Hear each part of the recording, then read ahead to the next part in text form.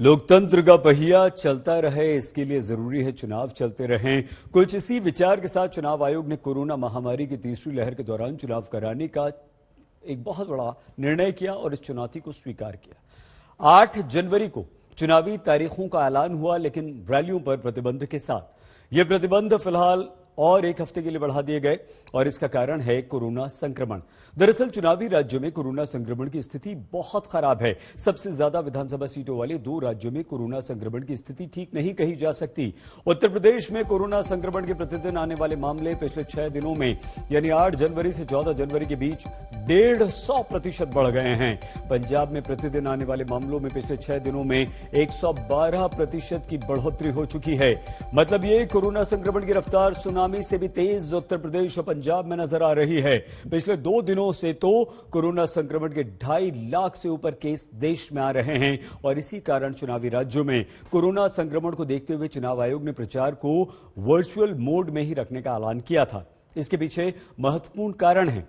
5 चुनावी राज्यों में कोरोना संक्रमण की स्थिति।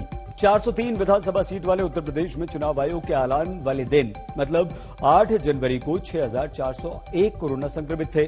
फिर 9 जनवरी को यह आंकड़ा 7,680 हुआ, 10 जनवरी को 8,311, 11 जनवरी को 11,068, 12 जनवरी को 13,592, 13 जनवरी को 14,735, 14 जनवरी को 15,975 संक्रमित मिले थे। मतलब हर दिन के हिसाब से अगर देखा जाए तो पिछले 6 दिनों में कोरोना संक्रमितों के मामले अकेले उत्तर प्रदेश में 150% बढ़ चुके हैं और ये बेहद गंभीर है। इसी तरह से 8 जनवरी को 117 विधानसभा सीट वाले पंजाब में 3,560 मामले आए।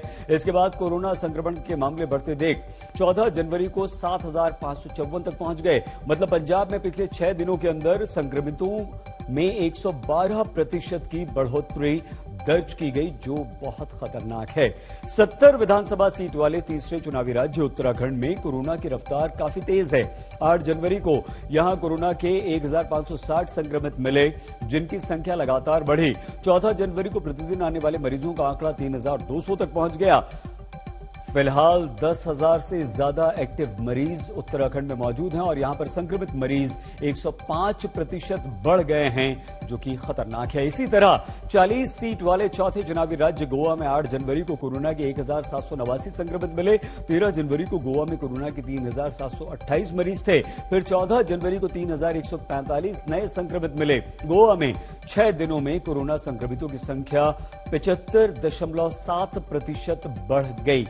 खतरनाक ये भी है, 60 सीटों वाले मणिपुर में पिछले 6 दिनों में 52.6% की रफ्तार से कोरोना संक्रमण बढ़ गया। 8 जनवरी को मणिपुर में 78 मरीज थे, 14 जनवरी को 116 मरीज हो गए। यहां ये जानना भी जरूरी है कि मणिपुर की कुल आबादी ही पिछली जनगणना के हिसाब से 28 लाख है केवल।